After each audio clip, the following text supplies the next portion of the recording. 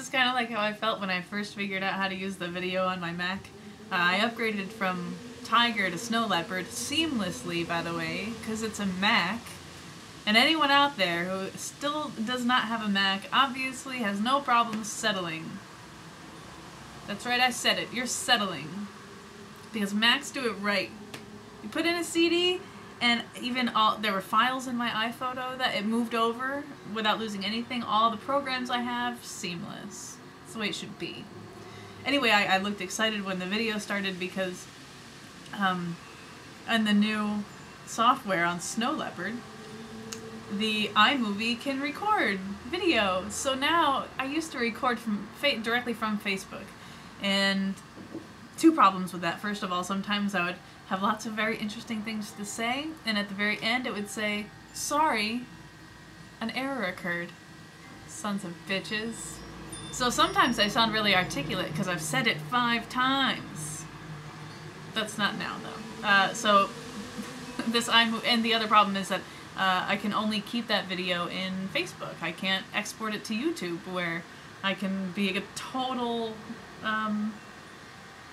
voyeur and exhibitionist at the same time. So I'm glad it's working. The reason why I wanted to do a video, it's a short little thought. There's Momo. I feel like the weatherman. There's Momo in the southwest corner. Well, I don't know what it is to you guys. It's all backwards. And I was looking over at him, talking to him, saying very smart things, and he was looking at me like, doesn't care. But he does. And I was thinking about how when I was younger, I came home and I was crying about something, and I was with my dog Alex, this great German Shepherd. And it was like he knew that I was upset. It could have been a little bit of me projecting onto him, you know, the way that I maybe handled him, hugging him and stuff. Maybe it was all in my imagination, but I think that it's a pretty, I think a lot of people have this experience with their pets, that they seem to know. And it made me think about this article I read about this cat at this hospital years ago. I should put a link up to it. He worked, this cat worked at this hospital for dying people, and as soon as a patient was pretty close, like within hours of their death, the cat would insist on being with the person. And if the cat was not allowed inside the room, it would howl. It would have to be removed far from the room because it couldn't handle it. So, good cue, Momo. Now he's scratching himself.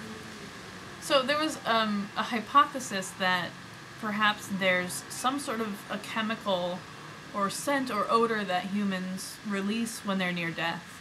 And it made me think, what if there's certain unsensible to humans odor or vibe or something. Vibe is way too vibey for me, but you know what I mean, some sort of perceivable output that we can't sense, but certain animals can.